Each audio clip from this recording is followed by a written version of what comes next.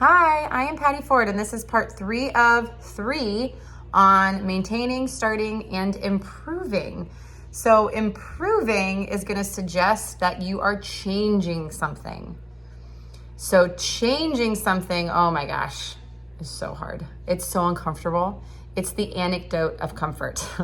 Change requires a nervous system reset. It's like you're in cruise and you go, and you're gonna go in reverse. So the complete engine has to change gears. When you do that from a nervous system perspective, oh my gosh, it's so scary. Courageous change, you're shaking in your boots. It is so hard to do something different because when you're used to showing up a certain way, that's habit, right? You're just used to doing something differently. So if you have to change your food, change the timing of what you're eating. For those of you that like your nervous system dysregulated, you probably can do change pretty easy because you're used to being uncomfortable. You just don't know you're used to being uncomfortable. And peace is actually really foreign. So you can do the hard things really fast, which means you probably show up really well in the workplace. You can do the hard things because you're just used to hard challenges. But paying attention, is that an escape from being you?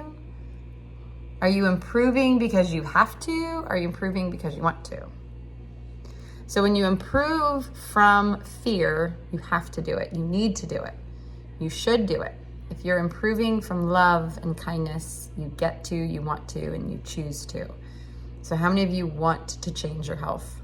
And sometimes a health scare, a heart attack, a stroke, there is still this conversation of, well, I have to change. I can't go through that again. Okay.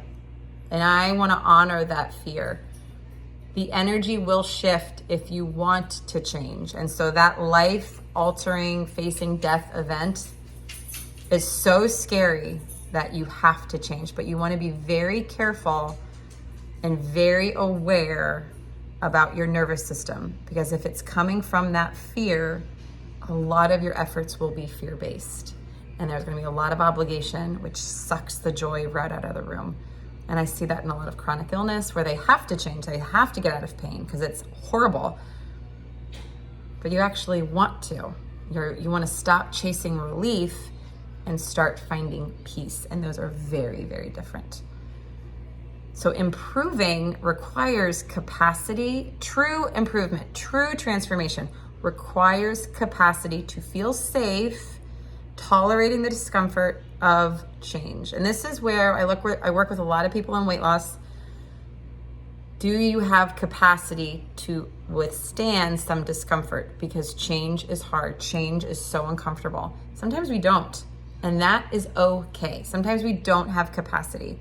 And so sometimes we get things from our doctor that we have to do this for our health, and it's just the icing on the cake and we explode. We can't handle one more thing. Okay, let's take a step back. Maybe it's not the exact thing that we need right now. And I can help you untangle that. That's what a coach does, is asks you really insightful, poignant questions of navigating where you want to go, who you want to be, how you want to feel, what you want to have. And it's not up to me to dictate that for you. It's up to me to provide a safe container, be a safe witness to allow you to discover that yourself. So we talked about maintenance. We've talked about starting something, igniting something, and then we've also talked about improving. So do you have capacity? Do you have room in your life to do this right now?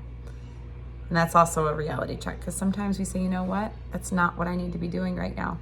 So 2 questions, if you're ready to improve: what do I want to have? How do I want to feel? Navigate that. And maybe what you're wanting to improve is actually not the case. It was just the symptom of a deeper thing that you're actually seeking. I hope this was helpful. If it was, like and subscribe to my YouTube and follow for more. Okay, bye.